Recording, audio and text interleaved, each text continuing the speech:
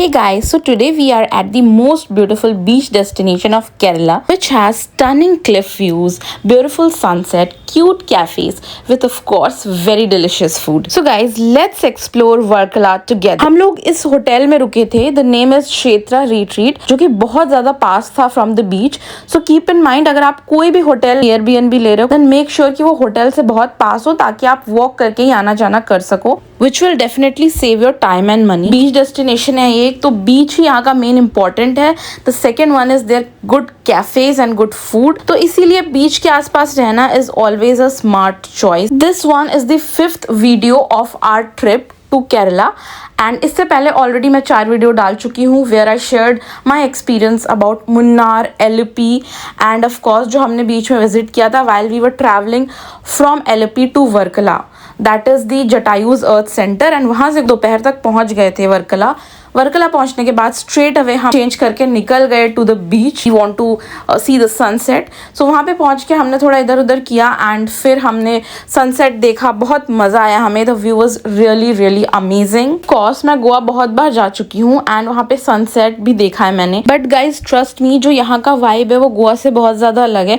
अगर आप गोवा जा जाके बोर हो गए हो, वैसे बोर तो नहीं होता है कोई गोवा से, बट स्टिल अगर आपको कुछ अलग एक्सपीरियंस करना है तो इस प्लेस पे एक बार तो ज़रूर विजिट करना. प्लस क्लिफ पे बहुत सारे कैफेज है तो वहाँ से बैठ के the view is amazing. And उसके बाद वहाँ पे एक कार्निवल जैसा हो रहा था. They were playing some Bollywood music and all, and वहाँ पे जुम्बा कर रहे थे एंड ऑल. तो मैंने सोचा कि चलो एक बार जाके अंदर देखते हैं कि क्या क्या चीज़ें हो रही हैं. And that was entirely about sports and fitness. So guys, if you are coming to Kerala, I would highly recommend कि आप उनका जो कार रेंटल वाला सर्विस है वो ले लें.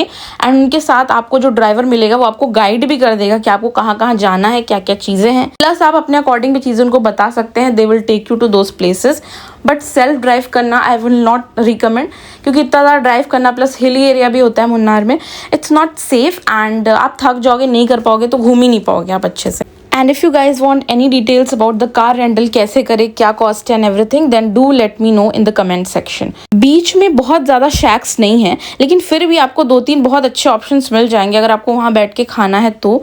बट क्योंकि guys Varkala is known for their cafes, so उनका कैफ़े विजिट करना बनता है, चाहे कोई भी कैफ़े विजिट करो. And I highly recommend that. मैंने बहुत टाइम से रिसर्च किया था about a cafe name Del Mar cafe, तो हम लोग ढूंढ ढांड के वहाँ पहुँच गए थे. एंड अपेरेंटली मैंने काफ़ी अच्छी चीज़ें सुनी थी कि the food and the vibe very good over there.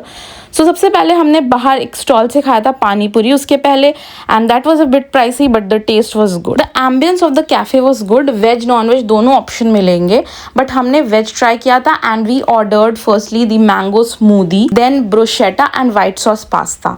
तो white sauce pasta and the mango smoothie was really really amazing, but bruschetta मुझे बिल्कुल अच्छा नहीं लगा. सो इस कैफ़े को मैं रेट करूँगी overall solid 8.5 out of 10. Back at our hotel, हमने डिनर कर लिया है. कल हम लोग निकलेंगे यहाँ से डायरेक्ट कन्याकुमारी, वो घूम के फिर हम त्रिवेंद्रम जाएंगे. तो चलिए आगे के व्लॉग में आप लोगों के साथ मैं शेयर करती रहूंगी वो सब, बट इस व्लॉग को मैं यहीं पे खत्म करती हूँ. सो बाय बाय.